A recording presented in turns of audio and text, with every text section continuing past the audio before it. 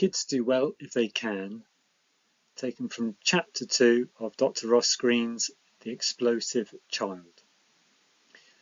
You know the things that are commonly said about behaviourally challenging kids. They're manipulative, attention-seeking, unmotivated, stubborn, willful, bratty, spoiled, controlling, resistant, out of control, and defiant. There's more. They are skilled at testing limits, pushing buttons, coercing adults into giving in and getting their way. You know, perhaps from personal experience, the things that are said about their parents, they're passive, permissive, inconsistent disciplinarians. They botched the job. Don't believe any of it. Thanks to research that's accumulated over the past 50 or so years, we now know better. What we know can be summarised in one sentence. Behaviourally challenging kids are challenging because they are lacking skills to not be challenging. Now, that is a big change in thinking for many people, so let's break it down a little. Challenging kids are lacking the skills of flexibility, adaptability, frustration tolerance, and problem solving. Skills most take for granted. How can we tell that these kids lack those skills? One reason is that the research tells us so, but the more important reason is this: because your child isn't challenging every second of every waking hour. He's challenging sometimes, particularly in situations where flexibility, adaptability, frustration tolerance, and problem solving are required. Try not to think of the last time your child had an outburst and those skills were not required. Complying with adult directives requires those skills.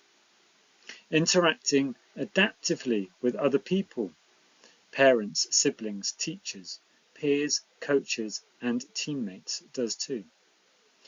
Handling disagreements requires those skills.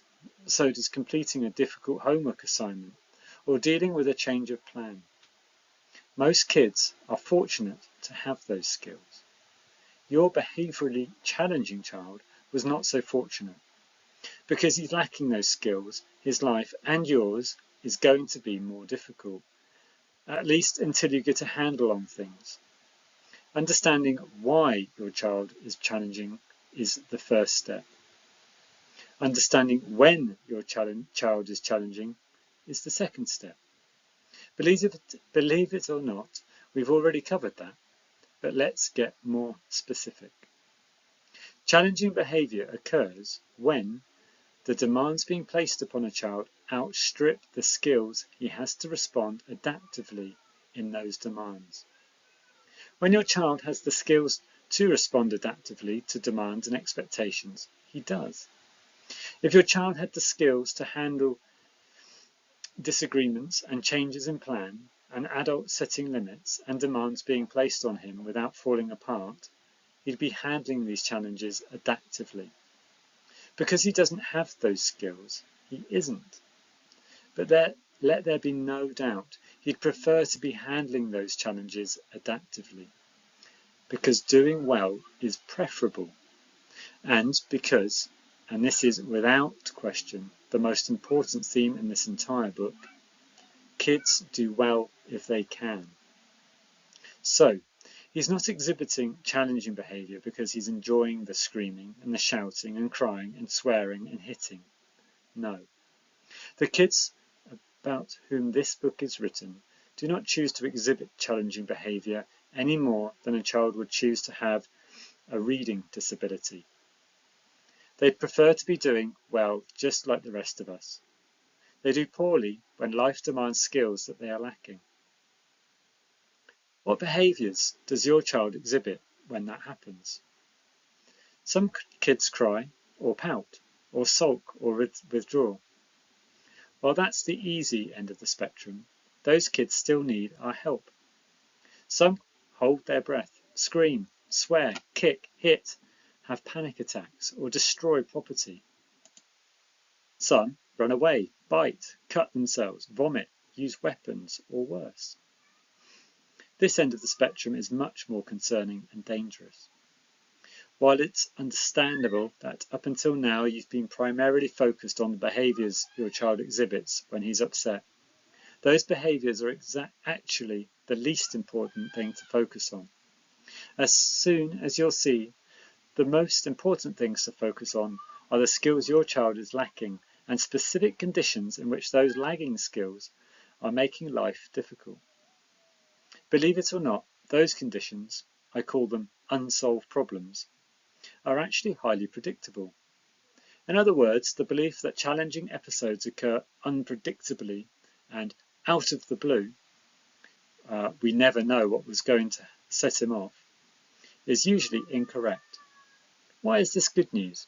Well, if the unsolved problems setting in motion challenging episodes are predictable, then they can be solved proactively rather than in the heat of the moment.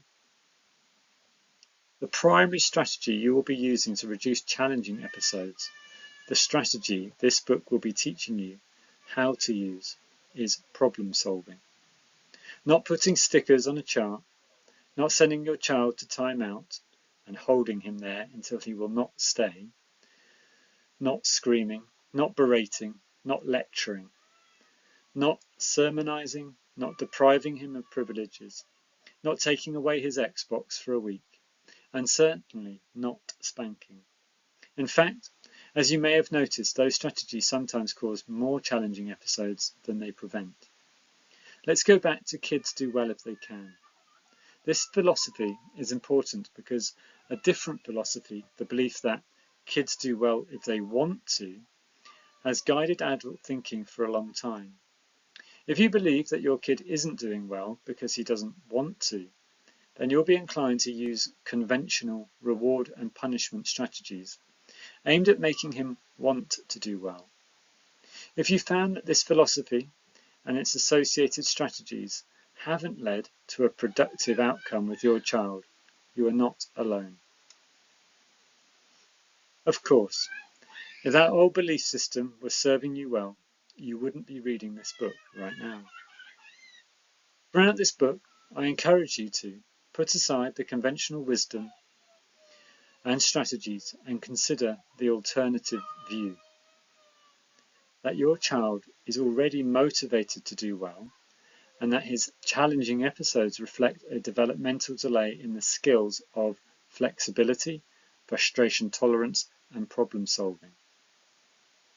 The reason reward and punishment strategies haven't helped is because they won't teach your child the skills he's lacking or solve the problems that are contributing to the challenging episodes.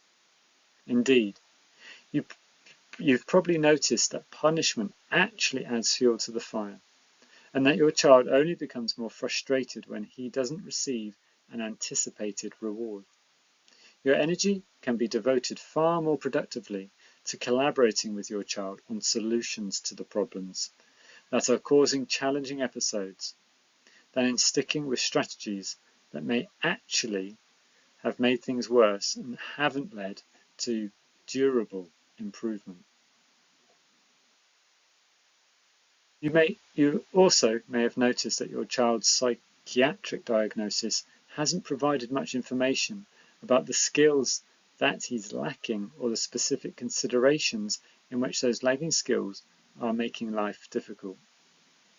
Diagnoses such as ADHD, opposition or defiant disorder, and autism spectrum disorder, bipolar disorder, depression, reactive attachment disorder, the newly coined disruptive mood regulation disorder, or any other disorder, can be helpful in some ways. They validate that there's something different about your kid, for example. But they can also be counterproductive in that they can cause caregivers to focus more on a child's challenging behaviours rather than on the lagging skills and unsolved problems giving rise to those behaviours. Also, diagnosis suggests that the problem resides with the child and that it is the child who needs to be fixed. The reality is that it takes two to tango. Let there be no doubt. There is something different about your child, but you are part of the mix as well. How you understand and respond to the hand that has been dealt is essential in helping your child. Now you know that if your child could be more flexible, handle frustration more adaptively, and solve problems more proficiently, he would. You also know that lagging skills are getting in his way and contributing to his difficulties. You've read that unsolved problems that are setting in motion challenging episodes are highly predictable.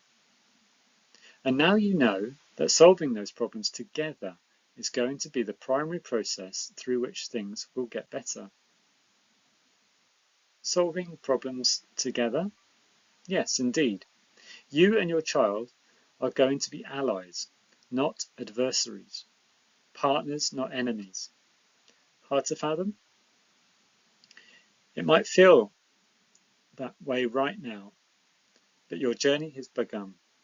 We'll get you further down the road in the next chapter. You have some hard work ahead of you, though you probably feel you have been working very hard already. The goal is to make sure you have something to show for all that hard work.